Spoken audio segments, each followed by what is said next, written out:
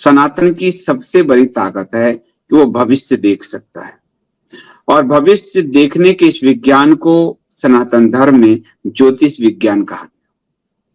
ज्योतिष ने किस तरह से पूरी दुनिया को आज के समय भी देखकर भविष्यवाणी की है, ये आप इंडिया स्पीक्स डेली चैनल पर लगातार देख रहे हैं। हमारे साथ सुशील जी, जिन्होंने भविष्यवाणी की थी कि तबाही का दौर शुरू होने वाला है। हमारे चैनल पर श्वेता पुरोहित जी, जिन्होंने बताया था खासकर अफ्रीका में और वेस्ट में तबाही होगा। प्रीति शुक्ला जी, हर ज्योतिष जो ज्योतिष विद्या को जानता है वो ग्रह नक्षत्रों की भाषा को पढ़ रहा है, पकड़ रहा है, और वो दुनिया को बता रहा है कि समय अनुकूल नहीं है। विकास में इतने अंधे न बनो कि प्रकृति का विनाश कर दो।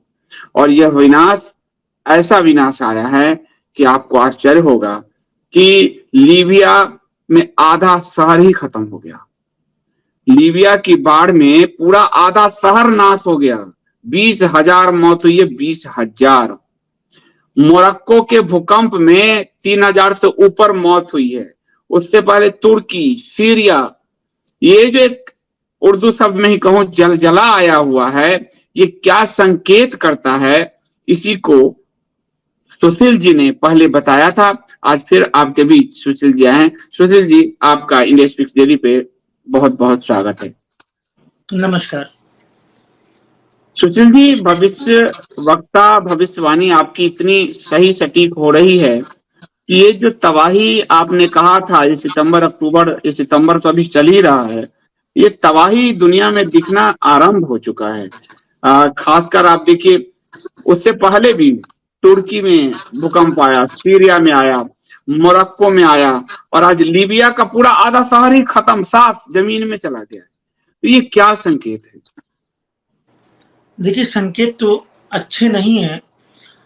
चाहे पुराना जो पिछली बार हमारी बात हुई थी भविष्य मालिका से, तो उसका मैं कुछ अब की बार जो सच साबित हुआ है और जो पुराणों में और उसमें समानता है, मैं उस पर बात करना चाहूंगा।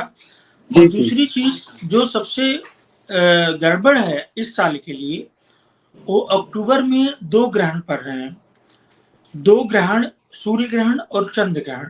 तो ग्रहण पर के.एन. राव सर ने 3 मौतें बताई थी, इंदिरा जी और राजीव जी, संजय जी, और इन लोगों का ग्रहण से ही बताया था। तो उसमें नेहरू डायनेस्टी नाम की बुक है, बहुत पतली सी, बहुत मशहूर है, और लगभग हर देश में उसकी काफी तरीके से उसको पढ़ते हैं लोग, बहुत पतली सी है। तो उसमें ग्रहण से, तो उस पर मैंने काम किया, तो ये देखा अभी जो अक्टूबर आ रहा है, अक्टूबर में 2 ग्रहण पड़ रहे हैं। फिर एक ग्रहण है सूर्य ग्रहण, जो कि पूर्ण सूर्य ग्रहण होगा। पूर्ण सूर्य ग्रहण का अर्थ है तबाही। कितना भी कोई देखे, साल में शायद ही कभी पूर्ण सूर्य ग्रहण पड़ता है। इसके बाद उसके 15 दिन के भीतर ही एक आंशिक चंद्र ग्रहण पड़ेगा। तो इसमें क्या हो गया कि एक ही पक्ष में दो ग्रहण पड़ना वैसे भी अशुभ है। हालांकि चंद्र ग्रहण भारत की सीमा में थोड़ा थोड़ा दिखेगा, लेकिन सूर्य ग्रहण फिर उसी एरिया में है, नॉर्थ अमेरिका, पेरू, और नॉर्थ अमेरिका के 8 स्टेट उसमें आ रहे हैं। इसके बाद हमारा अमेरिका से बिल्कुल जुड़ा हुआ जो है वो मैक्सिको है। ये मैक्सिको थोड़ा सा पहले भी इस मामले में सेंसिटिव जोन है। तो इन जगहों पर भूकंप, या अफ्रीका, उत्तरी अमेरिका, इन जगहों पर भूकंप या युद्ध या इस तरह का मतलब पैंडेमिक कुछ भी फैल सकता है, और वो इसी वर्ष होगा। इसमें ये तय है कि इसी वर्ष होगा। भारत के विषय में है कि ग्रह और अन्य शक्तियां तैयार हो रही हैं यहाँ पर तबाही के लिए। लेकिन अभी जो मुझे लगता है 2023 में भारत पर ऐसा कुछ नहीं होगा, लेकिन रशिया, यूएस, इनके बीच कॉन्फ्लिक्ट संघर्ष अवश्य दिखता है। अवश्य दिखता है। कुछ चीजें और हुई है, जैसे मैक्सिको में कुछ अवशेष मिले हैं जो इंसान या जानवर के नहीं है, वो एलियन जैसे कुछ दिख रहे हैं। इसके अलावा आपको जब मैं कहूंगा ये मोरक्को में भूकंप आया है तो एक अजीब सी रोशनी आसमान में दिखी है, और उसकी वैज्ञानिक नासा सब उसकी जांच कर रहे हैं तेजी से, इस पे काम कर रहे हैं कि मोरक्को में ये रहस्यमय रोशनी क्या है, ये रोशनी पूरी दिखी है, ये किस तरह की रोशनी है। और भूकंप ये जो है मतलब सतह के अंदर, लोग वैज्ञानिक कहते हैं कि विद्युत का प्रवाह जो है सतह के अंदर पहुंच गया है। इस तरह की बातें की जा रही है मोरक्को को लेके। उसके अलावा अभी कहीं और किसी और देश में गृह युद्ध के आसार जो हैं, शायद अफ्रीका में ही किसी देश में गृह युद्ध के आसार नजर आ रहे हैं। भारत के भी मानस में आप देखिए तो पिछले 12 सितंबर को कश्मीर में आतंकवादियों का पुनः उन आतंकवादियों का वही रूप दिखा है। हमारे कर्नल सहित कई जो है जवान, 3 जवान जो है उनका बलिदान हुआ है। और सबसे बड़ी बात है कि 50 घंटे बाद भी अभी तक मलेच्छ पकड़े नहीं जा सके, आतंकवादी पकड़े नहीं जा सके हैं। तो ये क्या संकेत दिख रहा है? मतलब चारों तरफ से दिख रहा है कि कुछ कुछ अब शकुन जैसा ही हो रहा है। और ये रोशनी क्या दिखा रहा है सुषमा? देखिए, रोशनी का जिक्र पुराणों में भी है और भविष्यवाणिका में भी रोशनी का जिक्र है। ज्योतिष में ऐसा जैसे उल्का पिंड वगैरह का तो बारामीर जी ने मदनी ज्योतिष में जिक्र किया है, लेकिन ये जो रोशनी की बात है, यहाँ पे उन्होंने कहा कि एक समय ऐसा भी आएगा जब ये प्राकृतिक आपदाओं को ज्योतिषी नहीं बता पाएंगे, उनका मतलब वो आउट ऑफ माइंड हो जाएगा। बाकी चीजें तो बता लेंगे लेकिन ये नहीं बता पाएंगे। तो ये एक पैरेलल रिसर्च चल रही है अमेरिका में भी, जो कहीं भी छपा नहीं है। तो उसमें ये बता रहा है कि पृथ्वी का अब जो भी सेंसिटिव नाम हो साइंटिफिक मैं नहीं जानता, उन्होंने कहा कि 25% चुंबकीय तत्व खत्म हो चुका है। और वो जो भी यहाँ भविष्यवाणियां की जा रही हैं और जो भविष्यवाणिका में कही गई हैं, लगभग वो उनको मालूम है। और उन्होंने किसी भी तरह से 2018 से इस तरह के डाटा को बाहर आना बंद कर दिया है कि बाहर ना आए।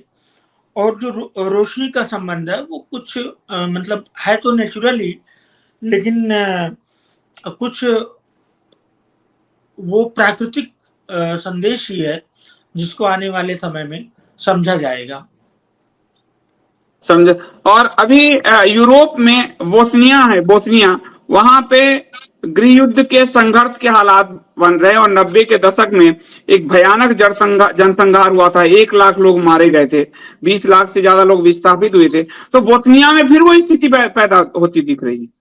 हाँ, बोस्निया हर्जेगोविना, जो हम लोग मतलब कुछ साल पहले बीबीसी में एक ही न्यूज होती थी बोस्निया हर्जेगोविना, और ये आपका फिलिस्तीन, यासर अराफात, फिदेल कास्ट्रो, तो कहीं ना कहीं वही चीजें रिपीट होंगी। और यूरोप के संबंध में बड़ा दुखद है कि यूरोप की जो स्थिति है, यूरोप के बारे में कहीं भी शुभ समाचार नहीं है। जैसे आधा ब्रिटेन का समुद्र में डूब जाना, वो एक टापू की तरह है भी, समुद्र में है भी।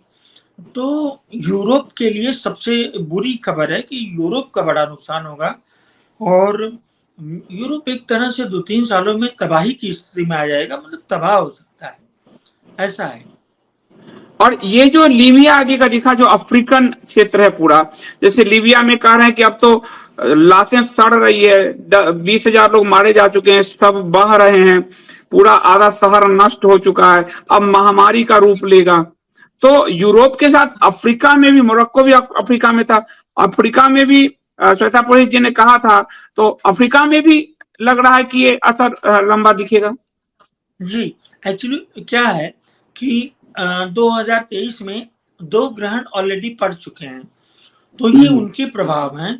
और सबसे ज्यादा दुखद बात ये होगी कि जब ये अक्टूबर के 2 ग्रहण पड़ेंगे लगातार, तो वो अफ्रीका, अमेरिका, यूरोप, अन्य जगहों पर, खासकर अमेरिका के 8 राज्यों में, 50 में से 8 राज्यों, मैक्सिको, इन सब जगहों पर, मतलब अफ्रीका इस समय सेंसिटिव पॉइंट बना ही हुआ है और वो बना रहेगा। थोड़ा सा भारत में आते हैं सुशील जी। भारत में हमारे कश्मीर में अभी आतंकवादी हमला हुआ है। भारत में आप देखेंगे कि शिव जी के साथ भी अभी फिर से दुर्व्यवहार शिव जी के साथ किया गया। और जब हमारे सैनिक, कर्नल लेवल के सैनिक मर गए हैं, शासन प्रशासन इतना असंवेदनशील है कि अपने ऊपर फूल बरसवा रहा है, लेकिन एक ट्वीट तक नहीं कर पा रहा। तो क्या बुद्धि विवेक भी हर ये ज्योतिषीय गणना में आती है कि बुद्धि विवेक भी हर रहा है शासन प्रशासन का? बिल्कुल, ज्योतिषी गणना में बिल्कुल आती है। इसको बोला जाता है हमारे यहाँ सर में राहु सवार हो जाना। जैसे एक बार कांग्रेस में एक मुझे बहुत बुजुर्ग नेता थे, वो अध्यक्ष बने थे, खजांची हुआ करते थे, नाम उनका भूल गया। बाद में वो बड़े मोतीलाल बोरा। बोरा जी नहीं, वो और थे, बहुत कम पढ़े लिखे थे, और उनका नाम मुझे याद नहीं आ रहा है। 90 के दशक में थे, टोपी लगाते थे बूढ़े बूढ़े से। तो उनको प्रधानमंत्री बनने की जिद पड़ गई थी। मतलब सोनिया गांधी इधर राजनीति में आते हैं, उधर वो कांग्रेस के अध्यक्ष बनते हैं। सीताराम केसरी। सीताराम केसरी, जी जी, सीताराम केसरी। तो उनके बारे में जब उस वक्त ज्योतिषी आकलन हुआ था, तो यही कहा गया था कि इनके सर पे राहु सवार हो गया है। तो आज हमारे नीति नियंताओं के सर में राहु सवार हो चुका है और ये इतनी जल्दी उतरने वाला नहीं है। तो उतरने वाला नहीं, मतलब सैनिकों की मौत हो रही है, खुद पे फूल बरसवाया जा रहा है। ये तो एक अजीब सी विडंबना है कि एक समय सवाना आदमी के पैर के मोच के लिए तो संवेदना जग जाती है, पर सैनिकों के लिए संवेदना नहीं जगती। एक चीज शायद आप पढ़े जरूर होंगे, कल की खबर है कि सेना को ये टास्क सौंपा गया है कि वो सरकार का प्रचार करे। हाँ, ये आई हुई है खबर कि जब आप छुट्टी में घर जाए तो सरकार की नीतियों का प्रचार करें। हाँ, सरकार की नीतियों का प्रचार करें, और वो सेना को रिपोर्टिंग करनी होगी। रक्षा मंत्रालय या गृह मंत्रालय या प्रधानमंत्री कार्यालय को सेना को रिपोर्टिंग। तो आप समझ सकते हैं कि फिर स्थिति क्या होगी। सही बात है, क्योंकि सेना को हमने देखा है कि सेना इतनी लाचार कभी नहीं हुई। जो स्थिति दिख रही है सेना की कि वो इफ्तार कर रहे हैं और इस तरह। तो क्या भारतीय सेना भी या पुलिस या भारत की सुरक्षा को लेकर कुछ खतरा भारत का दिख रहा है, या फिर प्राकृतिक आपदा ही दिख रही है? देखिए, प्राकृतिक आपदा तो दिख रही है, पर 25 में तो 100% सुरक्षा को खतरा है। 2025 में तो 100% खतरा है। जब 29 मार्च को 5-6 घटनाएं एक साथ होगी, शनिवार होगा और उसी समय ग्रहण भी लगा रहेगा, 5 पंचग्रही योग भी होगा, और ऐसे ऐसे करके 5 चीजें हैं। तो मार्च के बाद से मतलब स्थिति बहुत विपरीत होगी और मामला दिल्ली तक पहुंच सकता है हमारी सुरक्षा का, बाहर से। अब इसको मोटे में समझिए कि मतलब जैसे बाहर से कुछ होता है अटैक, तो दिल्ली तक भी इसकी संभावना है। और वो शायद हमारी लापरवाही हो या आत्ममुग्धता हो, ये चीजें हैं, पर वो दिल्ली तक जाएगा ऐसा दिखता है। मार्च 25 के बाद। हाँ, मार्च 25 के बाद। एक आपने अक्टूबर का डेडलाइन दिया था, मुझे ध्यान आ रहा है, अक्टूबर का डेडलाइन दिया था कि अक्टूबर के बाद जो है स्थिति और बिगड़ेगी। तो वो डेडलाइन क्या है? मतलब वो अब अक्टूबर तो आ गया नजदीक, मतलब डबल ग्रहण के बाद। जी, इसी 30 अक्टूबर के बाद से राजनीतिक स्थितियां बहुत खराब होंगी, और मतलब जो रक्षा से संबंधित वो स्थितियां अच्छी नहीं रहेंगी। हालांकि हम किसी डायरेक्ट वॉर में हम नहीं पड़ेंगे, लेकिन और लोग पड़ जाएंगे और देश बाकायदा वो युद्धरत हो जाएंगे। कई देश युद्ध में आ जाएंगे। एक तरह से आप कह सकते हैं विश्व युद्ध की शुरुआत हो जाएगी। अभी G20 आपने देखा, भारत ने एक सफल आयोजन किया है और सारे लोग सहमत हुए हैं उस पे। G20 का कुछ आप देख रहे हैं सारे रूस, चाइना, भारत, अमेरिका, कुछ उधर ताइवान की सिचुएशन खराब है, इधर चाइना नक्शा पर नक्शा जारी कर रहा है भारत के विरुद्ध, कुछ इसका इम्पैक्ट दिख रहा है या ये पॉजिटिव है हमारे लिए? नहीं, G20 का कोई मतलब नहीं होगा। मतलब ठीक है, सफल आयोजन हुआ, सब कुछ हुआ, लेकिन उससे हमारे कुछ जो सामरिक मुद्दे हैं और जो विदेश से संबंध है, वो जो चालें चल रहे हैं लोग, चाहे वो रूस भी नाराज है इस वक्त, अमेरिका भी एक लेवल पे खुश नहीं है, और दूसरा इनका चाइना, पाकिस्तान, तो हमको G20 का कोई ऐसा विशेष फायदा नहीं दिखता। अक्टूबर के बाद से स्थितियां खराब हो गई, खराबी हो रही है और दिख भी रहा है कि आगे जो है, क्योंकि जिस तरह से आत्म केंद्रित बनाकर उसको जो है, और 50 घंटे हो गए अभी तक आतंकवादी पकड़े नहीं गए कश्मीर में। अब जो आप कह रहे थे कि भविष्य मालिका और नासा ने जो कुछ आकलन किया है और भविष्य मालिका में वो दिया हुआ है, तो वो क्या है? देखिए, नासा ये आकलन कर रहा है कि इस साल में, मतलब 23 से 28 के 23 से 26 के बीच में इतनी बड़ी प्राकृतिक आपदाएं आएंगी, और कुछ चीजें जैसे भविष्य मालिका में जो लिखा हुआ है वो वायु पुराण, ब्रह्म वैवर्त पुराण, मनुस्मृति, गर्ग संहिता, निर्णय सिंधु, सूर्य सिद्धांत, काल ज्ञानम और भविष्य मालिका तो है ही है। तो इसको मनुस्मृति में एक जगह आया है कि 4000 वर्ष के पश्चात सतयुग आता है। उस 4000 वर्ष के परमायु तथा संध्या और संध्या काल की कुल परमायु का 1 वर्ष होता है। फिर सूर्य सिद्धांत एवं वायु पुराण में आता है सतयुग, द्वापर, त्रेता और कलयुग सहित चारों युगों की कुल आयु 12,000 वर्ष है, मतलब योग का भोग वर्ष। तो ऐसे ही निर्णय सिंधु में आता है कलयुग को 4800 वर्ष भोगना होगा।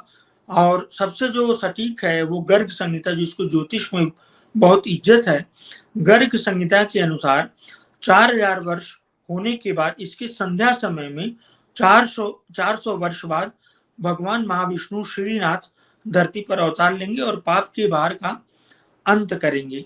इसी तरह ब्रह्म वैवर्त पुराण में है कि भगवान विष्णु माता गंगा को कहते हैं कि 5000 वर्ष तक कलयुग पापमय रहेगा और पापी तुम्हारे अंदर स्नान करके अपना पाप धोएंगे। मेरे भक्तों से रहित पृथ्वी कली के प्रभाव से कांपेगी, ऐसा कह के श्री कृष्ण भगवान ने देह त्यागा था। फिर एक इसमें उदाहरण आता है महात्मा गांधी का भविष्य मालिका में, मानो इसमें आता है मोहना गांधी आचले फिरंकी लू चीबो मोनो त्याजाई अचितो लगाई छिबाओ। ये उड़िया में है, इसका अर्थ है, अर्थात महात्मा मोहन गांधी आएंगे, फिरंगी जाएंगे, मन पे नियंत्रण प्राप्त कर वे अच्युत यानी हरि में ध्यान लगाएंगे।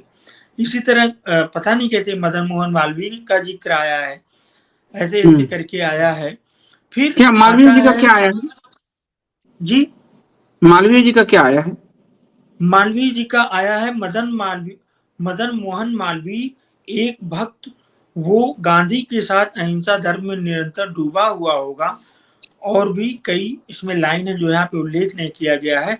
एक में यह भी बताया गया कि उनको नाथूराम गोडसे मारेंगे। अच्छा, ये कब लिखा गया है? ये इसके भविष्य मालिका के अंदर है। अच्छा, भविष्य मालिका बहुत बड़ा है। देखिए, डिफरेंट लोकेशंस पे डिफरेंट रिसर्चेज हो रही हैं। तो ये हमें अब की बार मिला कहीं से। इसी में आ रहा है कि औ बतासरे चक्र वक्र हेबो नीलचक्र मोरो, समुद्र से एक तूफान उठेगा।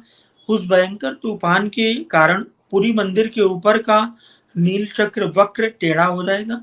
यह संकेत बंगाल की खाड़ी 2019 में भयंकर चक्रवात के संपन्न हो चुका है। इसकी पुष्टि उड़ीसा सरकार ने चक्रवात के दूसरे दिन की थी और चैनलों में भी आया था। अरुण स्तंभ से 15 जुलाई 15 जून 1995 को पत्थर गिरा था, जिसका भविष्य मालिका में उल्लेख था। और इसके मुगलों और यवनों के बारे में थोड़ा सा जिक्र आया है। हो सकता है जिक्र ज्यादा आया हो, पर इसमें जो लिखा है कि भविष्य मालिका में मुगल और ब्रिटिश शासन के बारे में लिखा गया था। भविष्य मालिका में भारत को स्वतंत्रता कैसे मिलेगी, किसका योगदान रहेगा, यह भी लिखा था। मुगलों यवनों का राज होगा, प्रजा पीड़ा और महंगाई होगी, भिखारियों को दंड दिया जाएगा, देवभूमि भारत को प्रचंड रूप से हर लेगा। इस तरह का मतलब कुछ टूटा टूटा सा है।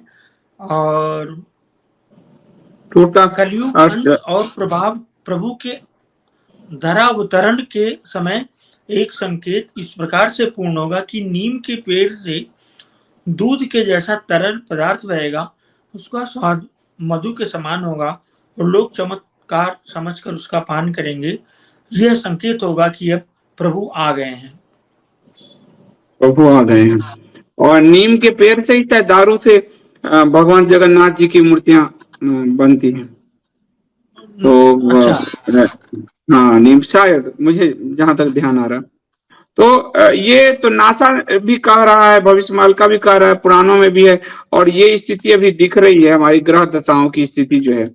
और ग्रह दशाओं की स्थिति आपने कहा भी था 32 तक, शायद कहा था कि 32 तक खराब स्थिति रहेगी हमारी जो है।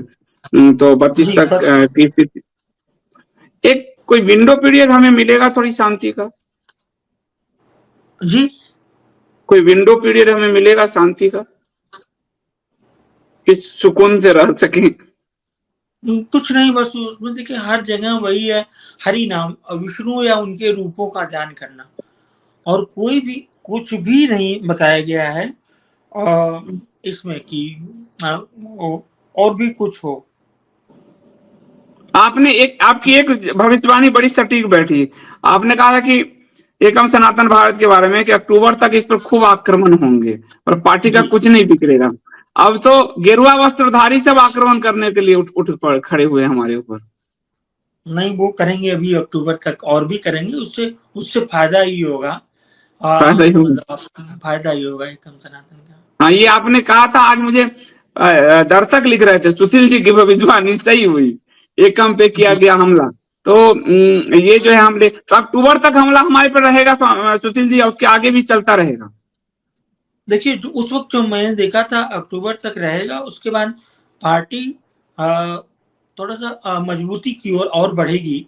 जैसे अब मैं क्या देख रहा हूँ, जो मैं सोशल मीडिया पे देख रहा हूँ, ग्रेजुअली धीरे धीरे धीरे ऐसे बढ़ रही है, तो वो अक्टूबर के बाद विस्तार तेजी से होगा। आपने कहा भी था धीरे धीरे ही बढ़ेगी, अभी शुरू में तो धीरे धीरे ही बढ़ रही है, तो सही बात है।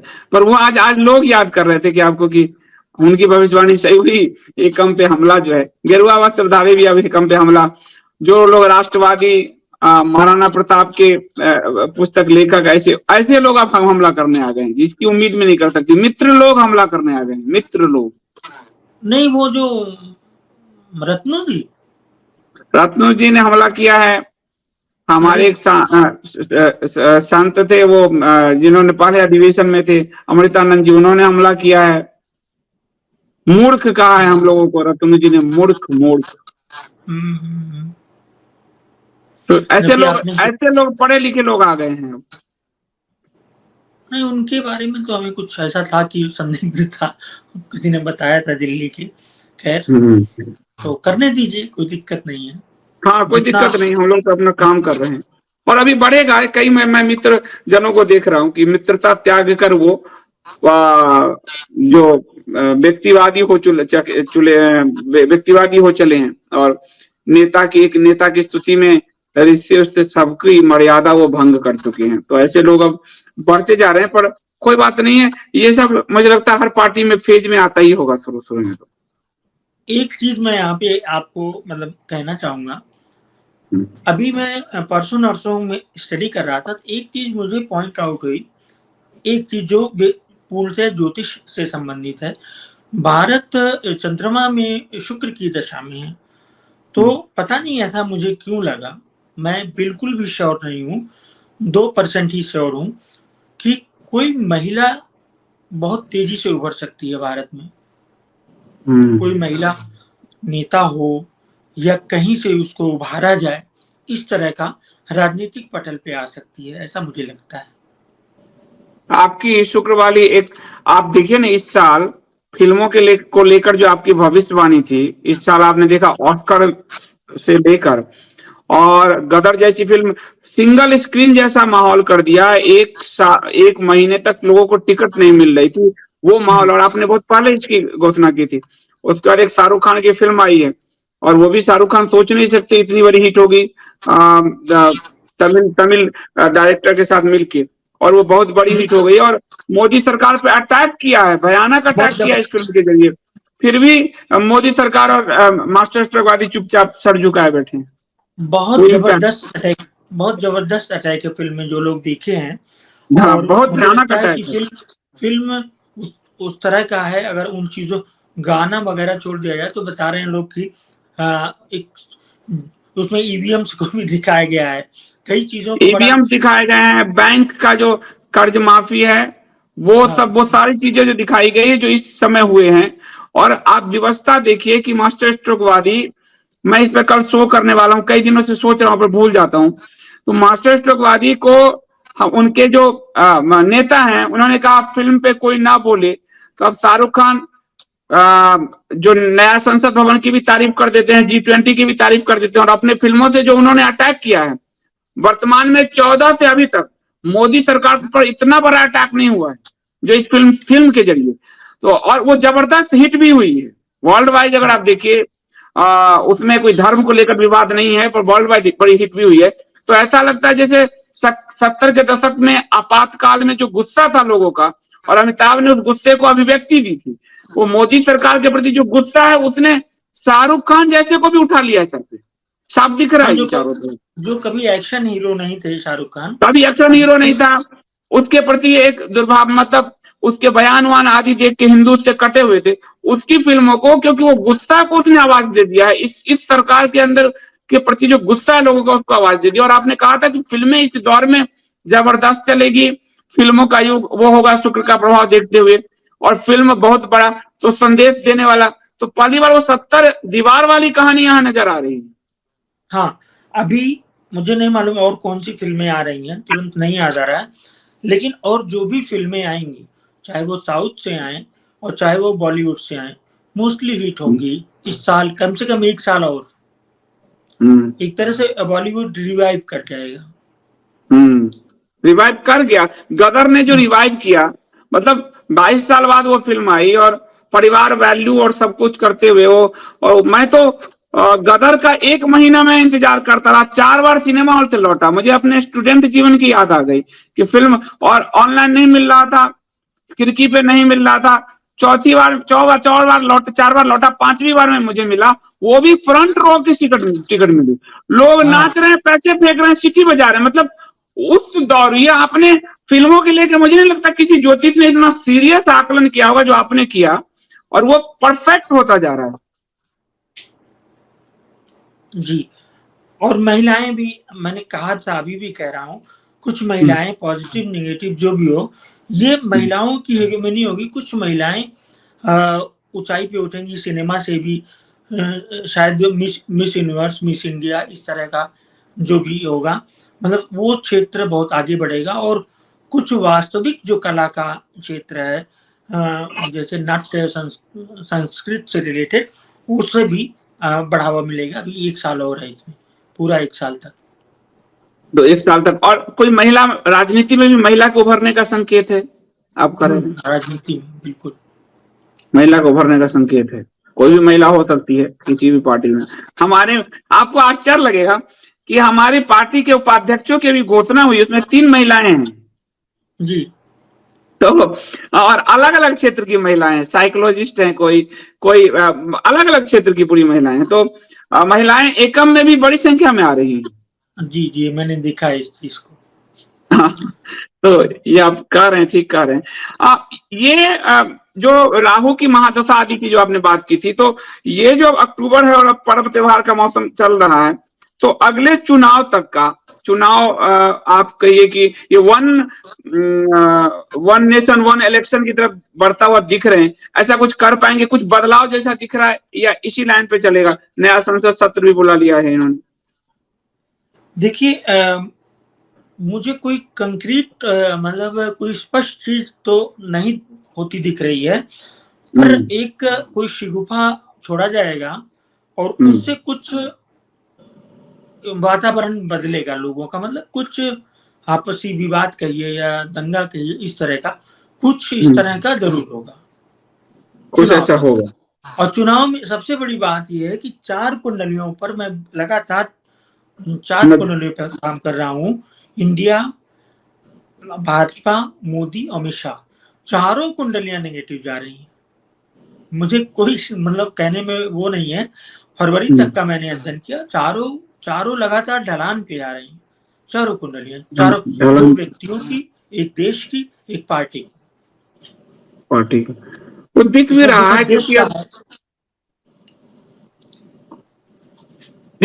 है, क्योंकि जो प्रधानमंत्री सेना और राष्ट्रवाद की बात करते थे, आज वो सैनिक मर गए, एक ट्वीट तक नहीं हो रहा है, फूल बरसाया जा रहा है, ऊपर से आसमान से फूल बरस रहा है। ये तो अजीब से राजतंत्र जैसी व्यवस्था दिख रही है। फरवरी मार्च के बाद आपको, और मई में जो चुनाव होने हैं, अभी ये मान के चलते हैं, वो ड्यूरेशन सही लग रहा है? उस ड्यूरेशन में देश ठीक लग रहा है? देश ऑलमोस्ट ठीक है, पर चूंकि जो सरकार का है, मुखिया का है, इन लोगों का और भाजपा का एक दूसरा फेज शुरू हो जाएगा, उसमें और विवाद दिखता है। मुझे एक हॉरिजेंटल मतलब क्षैतिज विभाजन की स्थिति पार्टी में दिखती है, दिख रही है। उसमें आप एक और कुंडली देखिए नितिन गडकरी जी की, अभी 2-3 फोटोग्राफ्स आए हैं। कल परसों जब 12 को जब सारे मंत्री जी मुजरा पढ़ने की तरह कर रहे थे, तो वहां नितिन गडकरी नहीं थे। फिर नितिन गडकरी ने लालू के बेटे को गाड़ी दी है अपनी, बड़ा संकेत होता राजनीति में। फिर एक जगह मंच पर नितिन गडकरी ने इनको प्रणाम तक नहीं किया है।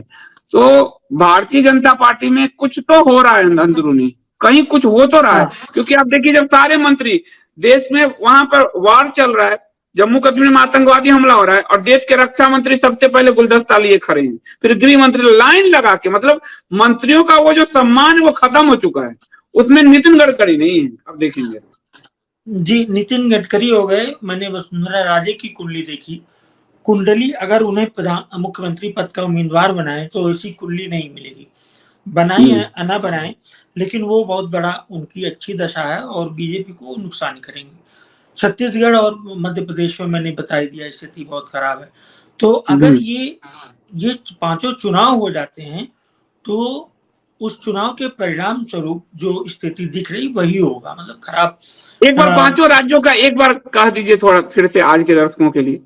राजस्थान, 5 राज्यों में मध्य प्रदेश, मुझे नहीं लगता, मैंने जो देखा है उसमें कांग्रेस जीतती दिख रही है, छत्तीसगढ़ कांग्रेस जीतती दिख रही है, और तेलंगाना में बीजेपी हारती दिख रही है, और इसके बाद कौन सा राज्य बचा?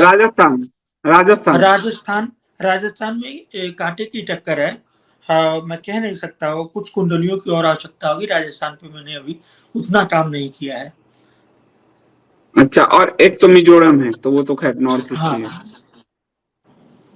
ठीक है, तो मैं प्रश्न ले लेता हूं, अब प्रश्न ले लो शशि जी से। राजस्थान में आपने कहा कि वसुंधरा की कुंडली मजबूत है, तो वो क्या इनको नुकसान पहुंचाएगी? जी, जैसे आप देखिए, नितिन गडकरी अभी किसी कांग्रेस नेता के घर पे खाने पे गए थे या साथ में दिखे, वैसे वसुंधरा जी वहां दिखी हैं। वसुंधरा जी अभी गोगोई के साथ दिखी है, गोगोई के बेटे के साथ दिखी है, आपको कहें उसके साथ, अशोक गहलोत के साथ दिख जाती है। हाँ, तो वो मतलब थोड़ा सा वहां के लोगों में जो फ्यूडल मानसिकता भी है, और वो थोड़ा सा उनका नेचर भी इस तरह है कुछ कि वो मतलब ना समझने वाला किसी को कुछ। मुझे नहीं लगता वो दिल्ली कभी गए हो इस बीच मिलने। मुझे इस बीच तो मैंने नहीं देखा, तो वो बहुत नुकसान करने जा रही है।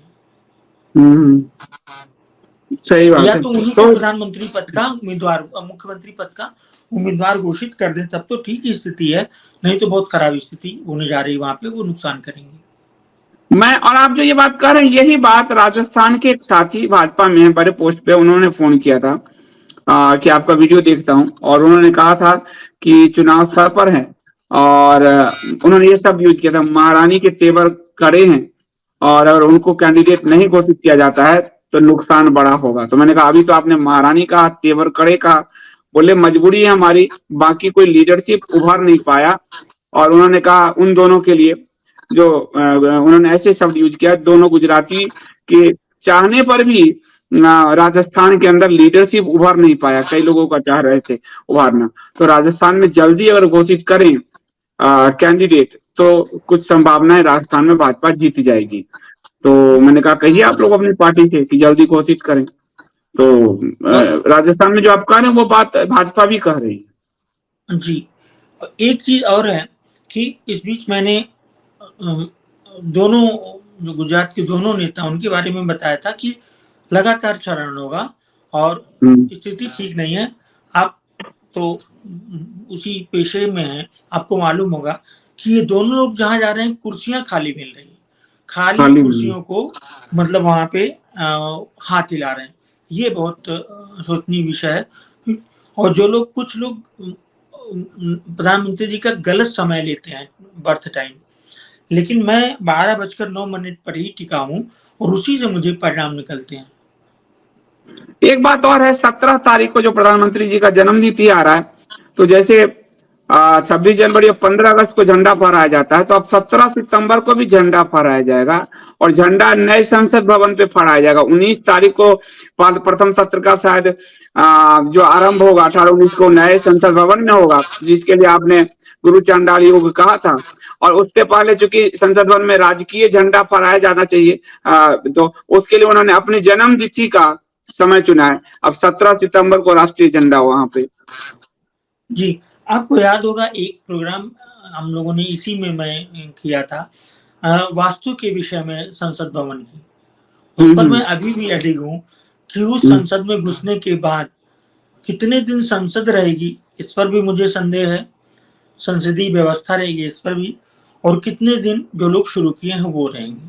बहुत ही दुखद उसके परिणाम आने, क्योंकि कोई बाद में डिस्कशन के बाद कोई चित्र मुझे मिला था जो बहुत ही डरावना था, उसी संसद की तरह था। हाँ, आपने उस समय कहा था गुरु चंडाल योग में इसका उद्घाटन हुआ, और वास्तु भी इसका खराब है, वास्तु दोष है। आपने कहा विद्वानों को बुला के वास्तु दोष ठीक कर लेना चाहिए, कुछ चीजें होंगी तो ठीक हो जाएंगी। आपने पुराना एक उदाहरण भी कोई दिया था। और तो लेकिन अब तो 17 सितंबर को वहां झंडा पर आ जाएगा। अब देश में 3 दिन आगे भविष्य में इनकी सरकार 10-15 साल लग गई तो 3 दिन झंडा तोलन होगा, 26 जनवरी, 15 अगस्त और 17 सितंबर। इसमें क्या आम जनमानस और हो सकता है सरकारी कार्यालयों का भी आ जाए आदेश कि आ जाए, कुछ भी करना, क्योंकि ये खबर मैंने किसी अखबार में पढ़ी थी 17 सितंबर के बारे में। मैं कल शेयर कर दूंगा, लोगों को जो पूछेंगे मैं शेयर कर दूंगा, किसी अखबार में मैंने पढ़ा था। तो 17 सितंबर को तो जीवित किंवदंती बनना चाहते हैं प्रधानमंत्री जी। जीवित किंवदंती के आगे का भविष्य का कोई कहे एक नेता था जो घोड़े पर सवार होकर आया रथ पर और पूरी दुनिया में विश्व गुरु बन गया, ऐसी किंवदंती बनना चाहते हैं प्रधानमंत्री जी, इसलिए ऐसी ऐसी चीजें हो रही हैं। तो मैं प्रश्न चाहूंगा कि प्रश्न ले लें, और प्रश्न से एक और चीज कि हम पे अभी 2-4 लोग और अभी मतलब कुछ बड़े लोग और हमला करने जा रहे हैं एकम पे, तो एकम पे के सेहत पे असर तो नहीं होगा? कोई असर नहीं, कोई असर नहीं, वो फायदा ही होगा। चलिए बहुत बहुत धन्यवाद सुशील जी।